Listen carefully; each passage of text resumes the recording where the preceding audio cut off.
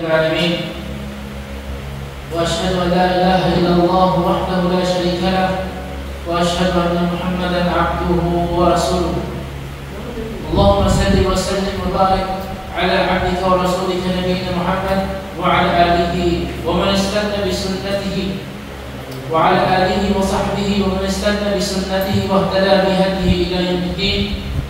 أما بعد، السلام عليكم ورحمة الله وبركاته. Isi pagpadayon sa atuang pagtuon nganing kinaadman ng mawang tawhid. Anya karon sa topic kabahin sa tafsir tauhid wa syahadat an la ilaha illallah. Ang tafsir sa tauhid o ang pagpasabot paghatag og kaning-awan kung unsa jud ang pinaka kahulugan sa tauhid. Unsa jud ang pinaka-meaning sa tauhid. Muna siya ang topic karon. Aron ato ang mas masabtan pa ang tauhid o ang pagsaksi nga walay lain ang nasimbahan gawas lamang ka Allah. La ilaha illallah. Muna siya ang tauhid. Tay unsay masabot ani? Unsay pinaka-tafsir, pinaka-kahulugan sa tauhid. Muna ato ang topic karon. Last na siya nga topic sa tauhid. O pagkauman ini mo abanti na ta sa paghatag og mga example sa mga shirk aron ato pang mas mahibawan kung unsa jud ang tauhid. Tay, ang Allah subhanahu wa ta'ala nagingon. Qala Allah ta'ala, "Ulaika alladhina yad'una yabtaghuna ila rabbihim al-wasilata ayyuhum aqrab wa yarjuna rahmatahu wa yakhafuna 'adabahu inna 'adaba rabbika kana mahdura." Surah Al-Isra ayat 57. Ang Allah subhanahu wa ta'ala mayroon sila nga mga inyong gihampuan. Sila nga mga inyong gihampuan. Kasi pasabot kanin katong mga katong mga ibulto, mga kanto, mga anghel, kung sa man diyan inyong gihampuan. Kinsa gisultihan sa Allah? Ang mga musyrik, ang mga nagbuhat ng syirk. Ang Allah gayon, ulaika alladhina yad'un, sila ang inyong mga giampuan, yabtahuna ila rabbihimul wasila, namandoy sila, nagtinguha sila sa ilahang Ginoo, ayyuhum aqrab, na kung kinsa sa ilah ang pinakaduol, wa yarjuna rahmata, o nangayo sila sa kaluoy niya, wa yakhafuna 'adaba, o nakahadlok sila sa iyang silot. Inna 'adaba rabbika kana mahdura, sa pagkatingod ang silot sa imong Ginoo labing makahadlok. Kana mahdura. Kini nga aya mga igsunan sa Islam, naka-address ni siya sa mga musyrikun, sa mga nagabuhat og shirk, sa mga nagsimba og lain gawas kang Allah. Nga pasabot sa Allah subhanahu wa ta'ala, kanang inyong mga gipangsimba, mga anghel, kasagaran, mga anghel, apil na si Jesus na inyong kinasimba, yabtahuna ila rabbihimul wasila. Kana sila, nangandoy ko na sila magmahidungol sa Allah, wa yarjuna rahmatah, o nangayo sila o kaluoy sa Allah. Na mismo si Jesus o ang mga anghel o tanan ninyong magipangsimba, nangayo sila sa Allah. Kumbaga, pakilang po ninyo na mangayo o kaluoy ba? Wa yakhafuna 'adaba, o nahadlok po sila sa silot sa Allah. So ngayon kailangan na ito silang simbahon nga pariyo naman sila ninyo. Di ba? Nga musimbaw mo sa mga anghel, musimbaw mo kang Jesus, musimbaw mo kang Maria, nakini sila, nangayong gawin sila o kaluoy sa Allah. O nahadlok sila sa silot sa Allah. Nga nung dili ka mo diretso sa Allah, mo niyang pasabot sa kining aya. Kining aya, nagahatag sa tawag katin-awan nga kana bitaw ang utok sa mga musyrik is wala nila nagamit kayo ba? Nganong musikba sila sa mga butang na kining mga butana, kaning mga butanga nanginahanglan gihapon og kaluoy sa Allah. ka mo dito sa Allah? Di ba? Ngano mo simba ka sa mga anghel? Ngano mo simba ka kang Jesus? Na nanginahanglan man sila gihapon o kaluoy sa Allah. Di ba? Nasa Biblia nga si Jesus nagdua, yung kanabangko. Naman sa iyang kamusimba, nakala sila, walay gahong na akong maluwas ka. Kung dili, kana sila, luya, sama ni mo, na nanginahanglan gihapon sila sa kaluoy sa Allah, o usapan niya na, nahadlok sila sa silot sa Allah. So, manong simbahon ni mo sila. Muli ang masabot sa kining aya. Kining aya, mga kaisunan sa Islam, makahatag ni sa tuwa o dugang panigurado sa tawhid nga nganong ang Allah lang ang mga simbahon. Kaya kining mga Diyos nga ginasimba sa mga tao, kini sila wala tiyo. Kung pasabot, dili sila makahatabang sa luha. Dili sila makahatag sa imo og kaluoy, dili sila makapanalipod o makaluwas sa imo sa silot, kay sila mismo nangayo kaluoy sa Allah. Sila mismo nangadloy nga hinaot nga sila maluwas sa silot. So ano dito ka sila magkampo? Muna siya ang tawhid na dapat nimo mahibawan. Nganong kinahanglan niya magtawhid? Nganong kinahanglan niya ang Allah lang simbahon? Right? Usa pa nga aya nag-ingon sa Allah subhanahu wa ta'ala kabahin ni siya ni Ibrahim alayhisalam. Di ba nakuha na ito nga si Ibrahim, si Propeta Ibrahim alayhisalam, siya ang propeta na hingpit kayo ang iyang pagtuog sa tawhid. Ang Allah gayon, وَإِذْ قَالَ إِبْرَاهِيمُ لِأَبِيهِ وَقَوْمِهِ إِنَّنِي بَرَاءٌ مِّمَّا تَعْبُدُونَ إِلَّا الَّذِي فَطَرَنِي فَإِنَّهُ سَيَهْدِينِ. Niingon Allah subhanahu wa ta'ala ug sa dihang si Ibrahim niingon sa iyahang amahan ug sa iyahang katawhan, innani bara'un mimma ta'budun. Sa pagmatuod ako layo sa inyong mga gipangsimba, mupalayo sa inyong mga gipangsimba. Illa alladhi fatarani, gawas lang sa kung kinsa ko'y nagmula sa ako, fa innahu sayahdin, siya ka makatiya sa ako. Kini nga aya, mga kaigsunan sa Islam, makahatag sa tawag katin-awan kung unsa din ang tawhid. So nakita natin dili nga si Ibrahim alayhisalam, iyang gisultian ng iyang amahan, iyang amahan dili man Muslim, iyang amahan. Iyang gisultian ng iyang amahan ug ang iyang katawhan nga kanang inyong mga ipagsimba, layo ko anak, dili ko anak muapil sa inyo ha. Ug ang Allah lang ako ang anay nga simbang. Kung siya ito ang masaktan na kabahin sa kining sa tawhid, kung siya iyang connection sa tawhid ha, si Pepe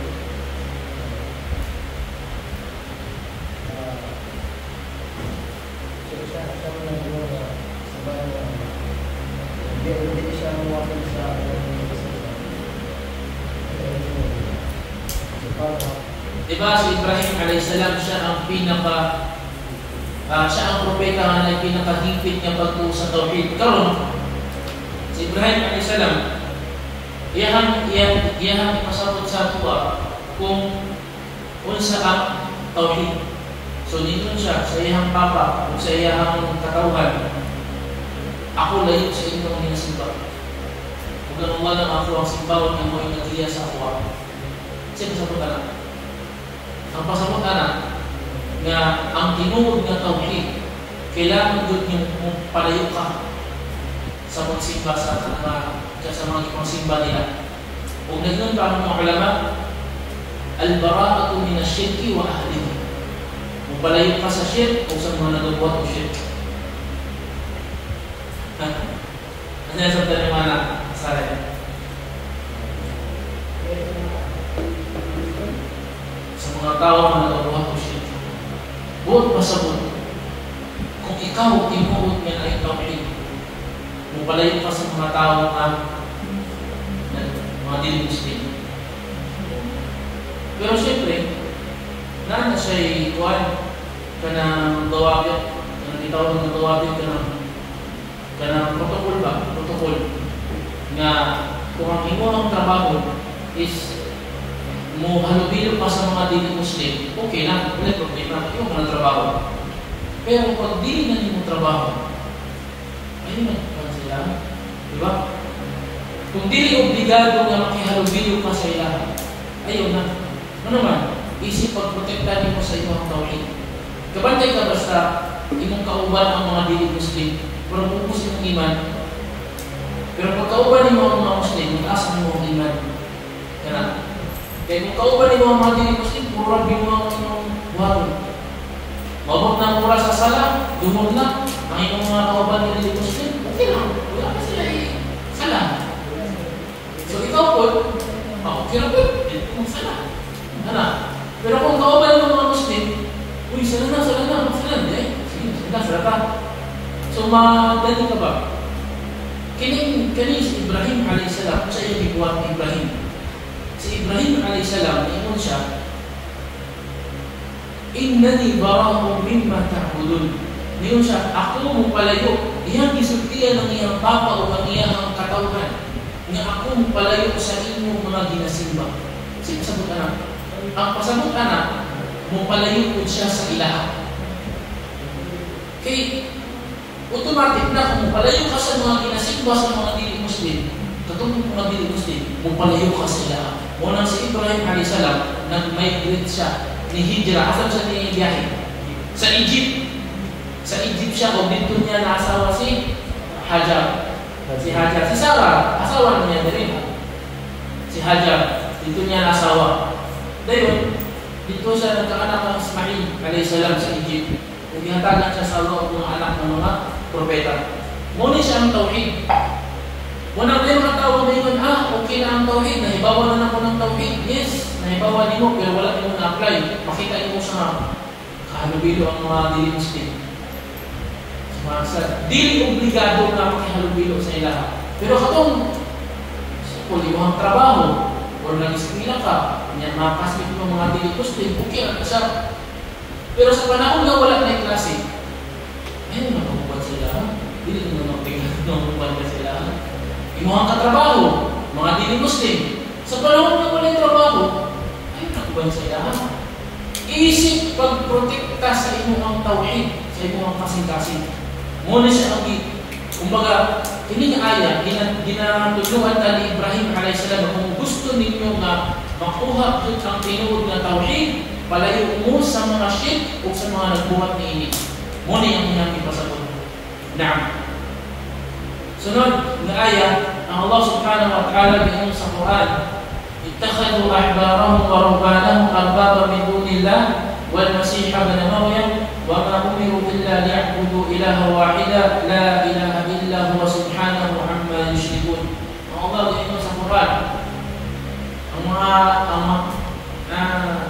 ang mga Kristyano ang iyang iwanan ang mga Hudyo. Ittakhadhu ahbarahum wa rubbanahum arbaba min dunillah. Ilang gihimo ang ilang mga pari.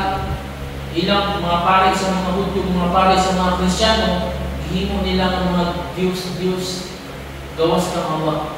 Wal Masih ibn Maryam, gihimo po nila si Kristo na anak ni Maria ng Diyos. Wa ma umiru illa liya'budu ilaha wahida. Samtang walay gisugo sa ilaha, gawas na mamusimba sila sa naginusarang Diyos. La ilaha illahu. Na walay lahit ang nasipaw, gawas lamang kaniya. Mao ang Allah. Subhanahu amma yushrikun. Dalaykot ng Allah. Gikan sa ilahang mabatok sa ilahang mga ginahibok na magsimba sa lalim. Kini nga ayang ng nagsunan sa Islam. Naka-address niya sa mga Hudyo o mga Kristiyano nga ilahang gihimong Ginoo ang ilang mga pari. Dili. Nantawa, kung ay pari, grabe ko sila, halos musujud na sila. Father, musujud na sila, grabe na ang bless to God. Kumbaga, ang ilang ginahilang Ginoo mo ang mga pari, ano ba gagawin ni? Wal Masih ibn Maryam, apil ko si Jesus, anak ni Maria, tingin mo nilang Ginoo. Samtang wala na gisugo sa Allah sa ilaha. Ang gisugo sa Allah, ang musimba lamang sa naginusarang Diyos ng mga Allah. La ilaha illahu. Wala ilaha ng ang simbawang gawas lamang ng Allah.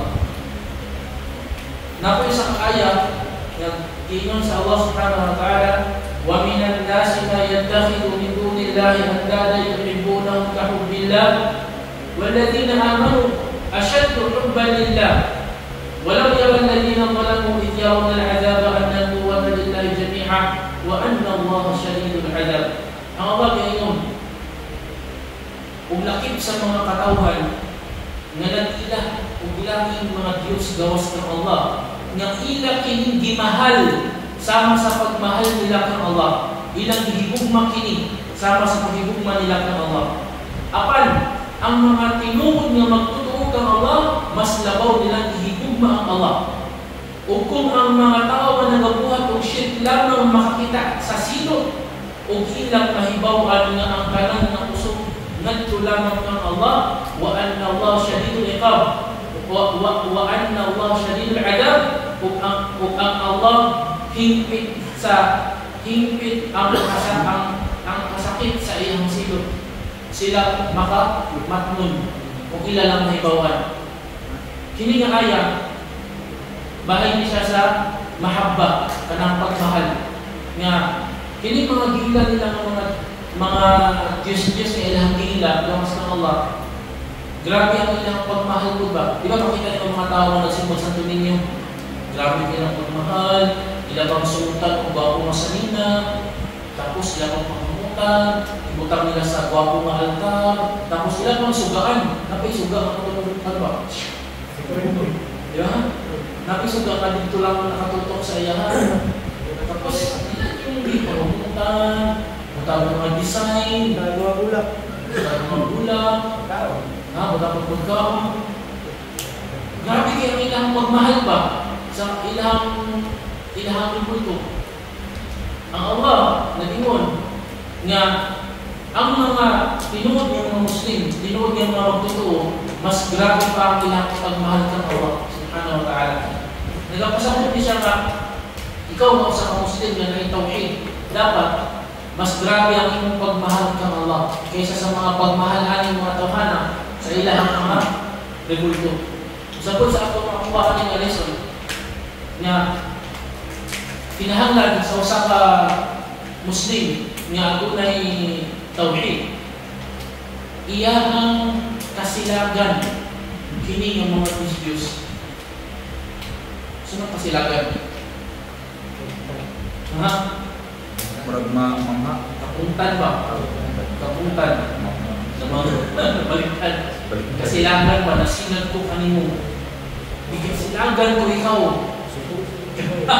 Kanang sa radyo ba? Kasilagan ko ikaw sa hintik ng pagkasilag. Kailangan mo sa Muslim. At una siya, kung grabe, hintik nga pagkasilag sa kining ng mga Diyos. Kaya ikaw, makakita siya. Kaya manginit siya po. Umiyak yung puno eh. Pwede lang. Diba? Muna siya ang tinailan na tao mo na itawin. Kaya makita ka sa mga kanang sibo, sinulog, nakita niyo mo. Dapat mo ng kasilagan. Kapuntan mo na.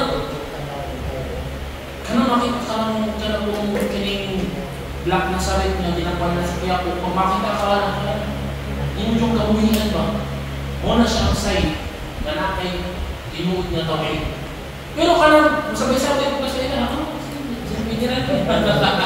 Sayang sa kawan. Patay ka niron. Satu ninyo. Kanang kinasaulog nila kanang sinulog sa Cebu sa tulinyo niya. Badunggan mo ang music niya nagpalit ka. Alam mo buang plastic. Sabay-sabay ka. Patay na. Allah musta'an. Dapat imunin kasilagan. Kamuhian imunin sila. Muna siya ang sign na nakay tinuod na tawhid sa inyong kasing-kasing. Allahu Akbar. Di ba tinuod mo ito? Kung tinuod ka na nagmahal ka sa Allah, dapat kasilagan mo yung mga ibulto na inyong pinasimba. Karoon na yun ang tanang. Apil ba ang mga nagsimba siya? Kasilagan kung na ako sila? Sino ba? Apil. Dapat ka awahan siya? Duha ang ang emosyon sa ilaha. Kumbaga, ang ila sila na nagabuhat sa pagsimba ato, kasilagan ato Kumbaga, kamuhian na ito ang ilang ibuhat. Pero sila, muna siya ikadumang emosyon. Kaawaan na ito sila. Para ito silang kaluhian ba? Kaluhian. Sama ni Ibrahim, na isa lang. Ang iyang papa. Ang iyang papa niya, alam. Dili lang musik bagi bro, siya kaya hinog bibulot ko. Siya kaya igama. Siya kaya igama ang bibulot ko. Ibuhat. Si Ibrahim alayhisalam, sa dihang bidakwa ng iyang papa, ya abati, inni akhafu ay yamassaka adabu min ar-rahmani fatakuna li shaytani waliya. O ako ang amahan, nahadlok ko nga basit. Maiko sa imo ang sinod sa Allah o mapaliw ka ni Satanas na sinukan. Subhanallah, ang gigamit ni Ibrahim na ngalan sa Allah, Rahman. Kumbaga, ang manuluyon. Marami tayo, ako ang amahan, kung di ka munda man ang iyong paggamang-gamang ng bulto, kasi makapot sa imo ang sinod sa manuluyon. Sa ako ang ginoo nga manuluyon. Kumbaga, bisan o, kasilagan ni Ibrahim ang pagbuhat sa iyang amahan ng bulto, lagi ko siya kaluwi sa iyang papa. Nga masin niya ba? Awak dia pa ang dami na. Awak dia ay magsimba na. Hindi mo siya, ya abati, inni madjaan min al-ilmi ma lam yantika fattabi'ni ahdika siratan sawiyya. Ako ang amahan sa pagmatutunan niya ako sa kuwang kaalam. Sunda ko. Ako ang giyahan sa tulis na dalan. Ya abati la ta'budi syaitan inna syaitana kana lirrahmani 'asiyya. Ako ang amahan, ayaw simbaha ang Satanas. Kaysa pagmatuod ang Satanas, kaaway siya sa labing maluluyon, kaaway siya sa Allah, ang labing maluluyon. So, naikaluwi si Ibrahim. Pero sa binuhatan sa iyang amahan, inni bara mimma ta'budun. Inni baraun, ako layo anong mga magsimba. Kana. So, muna siya katong pamatin na ako ang kasilakan ng ila ang ginabuhat, pero maluwi ka sa ila. Sama ng uban nga mga brothers nga na sila yung mga asawa na dili pa Muslim. Ang mga asawa dili pa Muslim. So, kasilakan mo ang iyang pagsimba sa lubot ko, pero maluwi ka sa ila. Siyempre, ito siyang asawa. Kailangan niya manikamot ka nga maluwas siya ba? Maluwas siya. Ana sa pagkanang klase ng pagsimba. Muna siya ang tawhid. Muna siya ang tawhid. Kaya ikaw, makabati ka kakumol pag nakay makita ka kay bulto o ka nang nagsimba sila, kung nang makabati ka o ka. Muna siya ang tawhid. Muna hindi pasabot din. Tayo. Last na, usa ka hadith. Usa ka hadith na isay-isay ni Kisani. Rawahu Muslim. Isa-isa ni Muslim rahimahullah ta'ala nga nagingon ang Propeta Muhammad sallallahu alaihi wasallam, man qala la ilaha illallah wa kafara bima yu'badu min dunillah harama maluhu wa damuhu wa hisabuhu ala Allah azza wa jalla. Nagingon ang Propeta Muhammad sallallahu alaihi wasallam, kinsa man ang musulti og la ilaha illallah wa kafara bima yu'badu min dunillah, o iyahang gisalikway ang pagsimba sa lahi gawas kang Allah. Harama maluhu wa damuhu, nahimong haram ang iyahang kwarta o ang iyahang dugo. Ang buot pasabot is Muslim siya. Ang pasabot sa haram ang iyahang kwarta is protektado ang iyahang kayamanan, dili kilabtan. Kay kini nasulti mo ni panahon sa gira. Sa gira ba? Kay panahon sa gira mo ang order sa Propeta Muhammad sallallahu alaihi wasallam, basta di ka Muslim, siyempre gira, lahi man ang balaod sa gira. Kuha lang yung mga bahandi, basta di ka Muslim, di impactin ka. Mama na siya sa gira. Sa talang na gira, ina naman na dyan. Pero di nga ng Propeta Muhammad, minsan man sa ilaha, kining ang mga di Muslim, na musulti sila la ilaha illallah, kung musalikway sila sa pagsimba sa mga Diyos-Diyos, haram ninyo mga Muslim na kuha ng ilahang kwarta. Kay Muslim sila ilang isuon. Kung haram po niya inyo silang ilagtan, haram ilang dugo. Kay Muslim sila sama ninyo. Muna siya. Wahisabu ala Allah azza wa jal. Kung tinuwag ba sila ng Muslim, kung dili, kung nagpanggap lang, ang Allah na mahala sa ila. Muna siya. Nakuha na ito. So ang pasabot ani, ang tinuwag niya Muslim, mutuo siya na Allah ang binuo, o musalikway siya sa pagsimpa sa mga Diyos-Diyos. Muna siya ang tinuod na tawhid. O ang pagsalikway sa pagsimba, ang pagsalikway sa pagsimba sa Diyos-Diyos, o atong i-short niya, ang pagsalikway sa shirk, insyaallah, mao na ni karon ang sunod nga itapik nato sa kini nga libro.